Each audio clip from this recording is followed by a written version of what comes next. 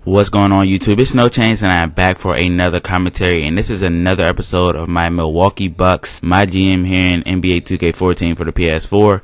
As you guys see, as it stands right now, we are in 5th place in the Eastern Conference with a record of 19-20, and we are going to be facing off against the San Antonio Spurs, who have the second best record in the NBA right now. So this should be a tough game. I will be playing it on Hall of Fame default because I heard that it provides a tougher challenge than simulation for some reason. And if this game ends up getting out of hand, I'm going to end up putting it on some custom sliders. But anyway, I'm calling the Orlando Magic GM, trying to take him up on that offer, but I decreased our side a little bit. I decided to give him a 2015 second round instead of a first round, and he said it isn't what he's looking for, but I want something else if I'm going to be giving him my first round pick for next year. So I go for Tobias Harris, and let's see if he'll accept it.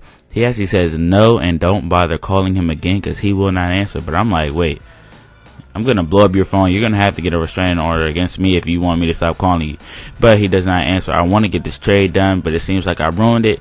If there's any way to get a GM to answer after, I guess, you've offended him with a trade offer, please do comment. Let me know, because I'm new to my GM. I don't know all the ropes, and I'm still trying to upgrade my GM so that he becomes a higher level so he can handle different situations and do more things.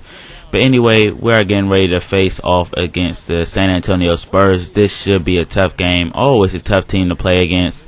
And here's our lineup. We still are without Brandon Knight. We have John Henson back playing limited minutes, and Carlos Delfino is healthy, and he will be starting despite the great performances of Antetokounmpo. He will be coming off the bench, though, and hopefully he can make an impact in this game. If he blows San Antonio out of the water, I'm definitely going to be putting him as the starter. I mean, I can't prolong it anymore.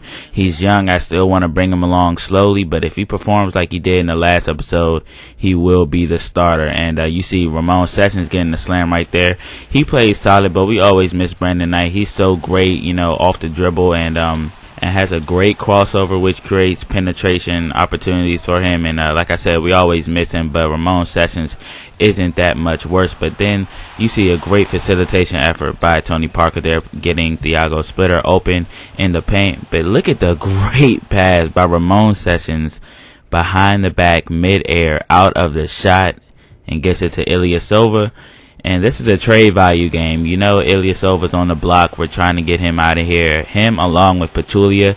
And if he plays well, I mean, maybe his value will go up. And I really do need to invest some of my VC in the pump-up player or the trade negotiation levels so that I can pump up my player so that he'll be more attractive to other GMs.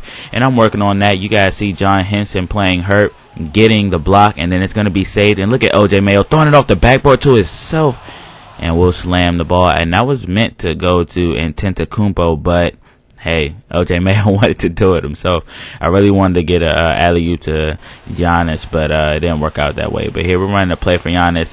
He gets a pick by John Henson and gets a slam in the lane. And Antetokounmpo is looking like he's going to be playing well already, immediately making an impact coming off of the bench. We run this play for OJ Mayo every single game, and he gets open from behind the arc again. And we are taking an early lead over the San Antonio Spurs. And we get a steal by Rip Hamilton. He's on transition. Let's see what he does. Could throw an alley to Antetokounmpo, and he does just that. And Antetokounmpo is just playing tremendously, man. Like, such a low overall, but playing great for us. And then there's Marco Bellinetti getting a lay-in there. And this game is now an 8-point lead for us. But they tried to trim it down to 6 with a 3 by Gary Neal that time. Here's Antetokounmpo going to try to go for the buzzer beater. Gets in the paint and knocks down the circus layup. And he is hype. I would be too, man. Like I said, I'm seriously pleasantly surprised by the performance of Giannis. And look at Nate Walters pulling up for the free throw jumper. And that was a great crossover on Gary Neal. Look at it right here. Here's a replay. Getting them going all types of different ways. And they're finally crossing over, creating some space and pulling up. Deciding to do the smart thing and not taking in the paint at Thiago Splitter.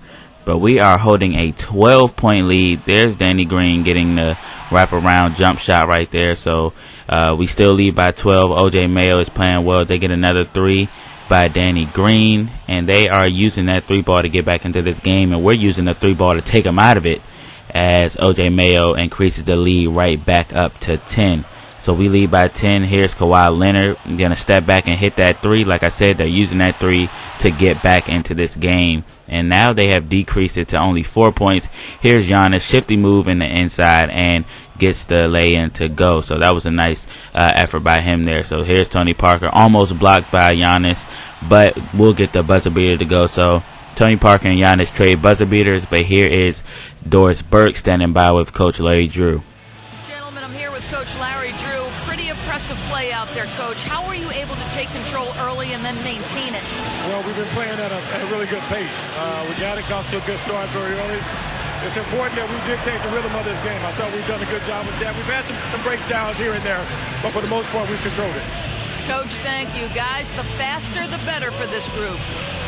All right, Doris, thank you. And time now for the halftime break with the third quarter soon to follow here on 2K Sports. Larry Drew hit it right on the head. We controlled the first half for the most part, but we did have a few breakdowns, especially on the perimeter. And we have a 4-point lead going into halftime versus the 32-9 San Antonio Spurs.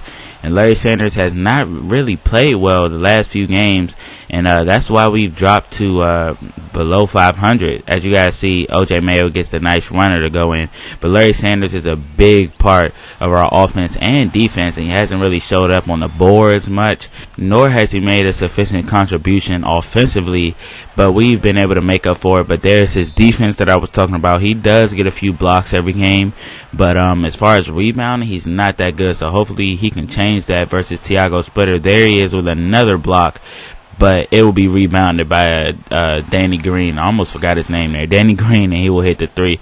So we are trying to pull away again. Here's OJ Mayo going into Jeff Adrian, who I'm trying to get more involved with the offense because he will most likely be taking the minutes of Ersan Ilyasova off the bench. As he gets a steal there, he's credited with the steal and gets out in transition and we'll slam it. But like I said, he'll probably be taking the minutes of Ilyasova once we trade him around the break, and that will make John Henson the starter. But like I said, Jeff Adrian will most likely come off the bench and take the minutes of Ilyasova. But anyway, back to this game. The Bucks have opened up their lead to an 11-point gap as Jeff Adrian will get the block. Joseph tried to go in the paint. That was a foolish move by him. But there's Antetokounmpo doing some facilitating in transition, finding Rip Hamilton in the paint for the lay-in. And here's Antetokounmpo again with a tough finish over the defense of about 2 Spurs there. There's Tim Duncan trying a tough shot from behind the backboard, and Antetokounmpo going to try to go for a second buzzer beater, but instead slams it in the paint with 0.6 seconds left. And that was a great slam, and there he is again from behind the arc. And Antetokounmpo, man, like, I just can't stress it enough. He's such a low overall, but is playing tremendously. There he is open again, and he sinks it. This guy is the truth. He is going to be a star for us. 9 for 9. He's just getting some good looks. A very good finisher in traffic. But this is where the Spurs will start to come back as they find Kawhi Leonard in transition. Going to finish over the defense of Giannis. And they cut it down to 9 points. Here's Splitter behind the 3-point line. Going to kick it to Parker, who's going to find an open Kawhi Leonard. And they will knock the lead down to 8 points now. So 86-94, Kawhi Leonard's going to get blocked by Larry Sanders. Duncan rebounds, going to get blocked by Ilyasova. The only thing, honestly, I will miss about Ilyasova is his rebounding and blocking ability. But here's OJ Mayo with a mismatch, going to overpower Tony Parker all the way to the rack. And we'll get the lay-in to go. But there's Tony Parker getting a tough shot to go in. So now the deficit is only 6 points. But here's OJ Mayo trying to close this thing out, and he increases it right back up to 8 with the lay-in. So 90-98. Here's OJ Mayo with the steal there, going to get out running. He's going to get all the way to the basket. Contact layup, should have been called a foul, but OJ Mayo doesn't care. He gets the lay-in to go anyway. So here he is again, closing this game out. OJ Mayo, this is exactly what we want to see from our star player. He closes that game out, scoring our last 6 points before they started fouling and sending our guys to the line. But we had a very good performance by OJ Mayo during the fourth quarter nonetheless, and then we had a very good performance in the first and second half. Great all-around game from that guy right there, Giannis Antetokounmpo. And a lot of you guys were excited about seeing him in this series. A lot of you guys think he has a lot of potential, But here are our numbers. Larry Sanders actually showing up. 5 for 8, 13 points, 10 rebounds, 28 for OJ, 25 for Giannis. And then we had some minor contributions. Jeff Adrian with 9 points. You never really see that. Ilyasova with 9. Ramon Sessions didn't really show up this game. This is why we missed Brandon Knight. But here's the box score. We pretty much dominated them, even though we didn't win by more than 7 points. It was only 105-98, but we dominated them in every category except for assist and steals and time of possession. But that's all I have for this episode. But we are going to get some injury housekeeping at the end of this episode. So John Henson has fully recovered, and then Udo has finally recovered too. So those are some guys that I could work into the rotation. We really need our big men back, especially with me trying to give away Ilyasova due to cap reasons. Pachulia, his contract is out of this world for the amount of skill that he has. But most likely I'm going to be trading for draft picks. I mean, I think I have my guys. I think I want to start the future for the Bucks with Brandon Knight, OJ Mayo, and Antetokounmpo, John Henson, and Larry Sanders.